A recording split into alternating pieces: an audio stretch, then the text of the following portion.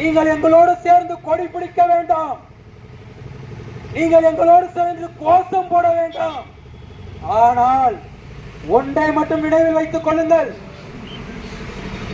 எம்மை போன்ற இளைஞர்களை சீரழித்து வரும் திருட்டு திராவிட கும்பலிடமிருந்து இந்த தமிழகத்தை காப்பாற்ற வேண்டும் என்றால் நீங்கள் எல்லாம் உங்களுடைய வாக்கை சரியான நபருக்கு செலுத்த வேண்டும்.